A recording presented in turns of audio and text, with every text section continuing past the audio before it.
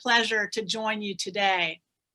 So I will tell you, and now I'm being completely candid, that when Andy and Carrie contacted me 6 months ago or more about contributing to this symposium, first and foremost, it was a very quick yes. But frankly, I'm probably not alone in this appreciation that I feel like I was in a different point in time. And that the things that I might have wanted to talk about, or that I might have focused on, even as recently as 3 weeks ago, have changed. And so while I am certainly so excited about celebrating the symposium that we're now finishing, it seemed important also to reflect on where we are right now. And so what I hope to accomplish today is to honor our ancestors, to embrace our heroes, to celebrate our accomplishments, and then finally, to pay it forward. So from my own personal journey, it begins with my family. And this is actually a partial family tree of my family, primarily my father's family, and I'm the blue dot on the bottom, and I'm the second of 4 children. And this is my father's family. There are a couple of the other colored icons are certainly worth having over a glass of wine, another conversation about them. They are very interesting people. But today I want to focus on a group of women who I call the Jones sisters, because this was my grandmother's maiden name. And these are the Jones sisters. These are my amazing ancestral aunties. These women are Canadian Americans, all being born in Ontario to American parents. Their father graduated from Oberlin College in 1849, and these were girls in a family of 6 children. And I think one thing that was most noteworthy is that their father and their mother embraced the dreams of all their children equally, and such that with their daughters who were looking toward education as their future, that they received the same opportunities that their brothers did. And so I think that has contributed to their amazing stories. I'm going to focus on Sophia and Anna. Sophia went to the University of Toronto and graduated from college, but had other dreams. But at the time in Canada, there really were not opportunities for women beyond a university training. Yet she had the audacity to have big dreams, and her parents were supporting that. And so with their support, she returned to the United States. And Sophia became Dr. Sophia B. Jones, the first African-American woman to graduate from the University of Michigan in the class of 1885. Sophia went on to establish the School of Nursing and the first nursing class at Spelman College, among other things. And she traveled to more than one site, primarily in being interested in public health. She also had the opportunity to publish a paper, and this paper was published in 1913 in a journal that an entire compendium of papers that were looking at the Negro's progress in 50 years. So this is in 1913, looking at the 50 years from the end of slavery. And she was asked specifically about public health. And I just want to share with you one particular phrase from this. And this is I thought, so eerily poignant. She says, at the present time, this is in 1913, arguments are being brought forward by responsible and sometimes irresponsible persons that the Negro race in the United States is fast dying out. In proof of this is the claim that many their claims of an increasing death rate, a declining birth rate, the influence of alcohol and sexual intemperance, and particular racial predisposition to tuberculosis and pulmonary disease. Now, if accurate vital statistics of the whole Negro race in the United States for a century or more were procurable, it might be possible to determine whether this opinion is founded upon facts or not. for vital statistics, furnishing exact information concerning the birth rate and the death rate would enable impartial investigators to predict with tolerable certainty the survival or extinction of this race of people.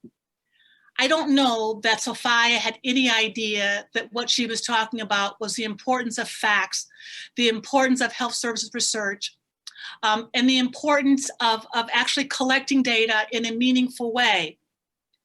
I'd like to think that Sophia would be pleased to know that the Negro race did not die out, and that in fact over time, even today, when we look at that, the birth rate, the expectations for life expectancy continues to rise. But that certainly our dependence upon accurate data collection underpins our ability to be able to define who we are and where we hope to go. Having said that, it's fairly clear that within the last 6 to 9 months, a new challenge has arisen.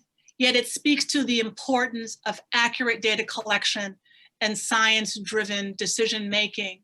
As we look at now having over 7 million American cases and over 200,000 deaths, with the United States unfortunately leading the world in both of these parameters. I look forward to us coming through this, but it's very clear that Sophia's words were prophetic in terms of needing to understand where we are, and before making determinations, that really having facts that allow us to determine our path forward. But I also want to note her sister, and she is my namesake. My middle name is Anne, and this is Anna Holland Jones, who graduated from Oberlin in 1875, and she was an educator. She was also someone who was involved in the precursors for the civil rights movement, and was one of 2 women who spoke at the first Pan-African Conference in London. She also was a leader in an organization called the National Association of Colored Women. But what I found most fascinating today is that Anna Holland Jones was a suffragist. And this is a quote from an essay that Anna wrote.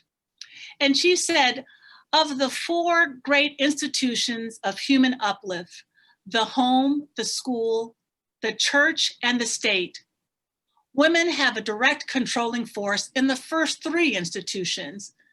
Since her control of the 3 is unquestioned, should she not have the legal means, the ballot, to widen and deepen her work?" Clearly, Anna was not alone at that time. Yet efforts like hers and others, I hope, led to the passage of the 19th Amendment of the US Constitution, which we now celebrate its 100th anniversary.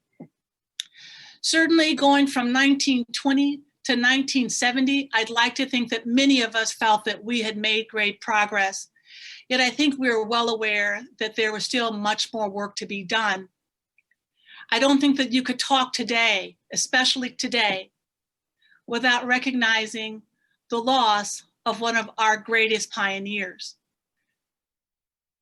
Just as Ruth Bader Ginsburg opened doors that had been closed to women. And I think one of her famous quotes applies so well to the Foundation for Women and Girls with Blood Disorders. "Fight for things that you care about, but do it in a way that will lead others to join you." And I certainly must really take a pause to acknowledge the founders of this organization, because not only were they passionate about the things that they cared about, but their ability to bring the rest of us along and to leave space and to encourage inclusion is, I think, where we are now 10 years in.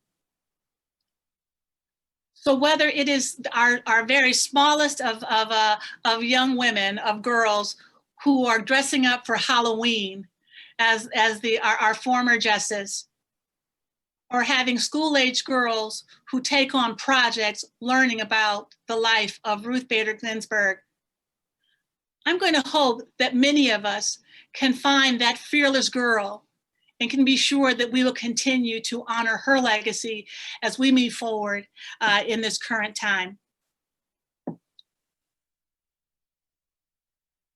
Finally, pay it forward.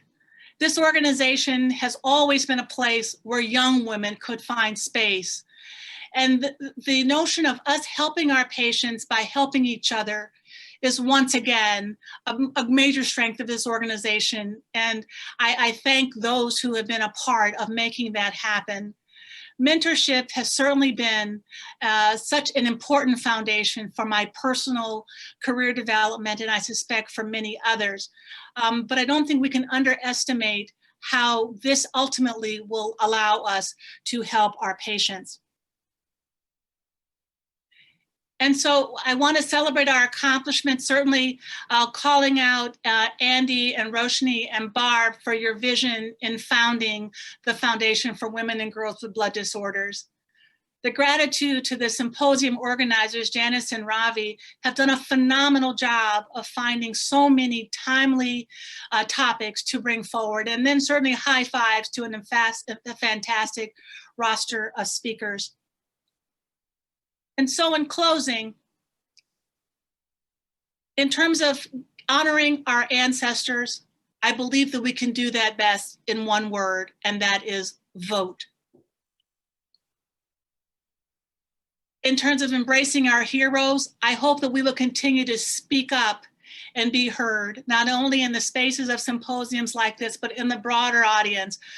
There's so much work that needs to be done. There are so many accomplishments that need to be echoed. And so I hope that we continue to embrace our heroes and to use to have them in our ear at all times. In terms of celebrating our accomplishments, we're doing that so well, and I hope that we'll continue to do that. And then finally, paying it forward and being all about mentorship. So in closing, happy 10th anniversary, Foundation for Women and Girls with Blood Disorders. Congratulations. And with that, I will close. Thank you.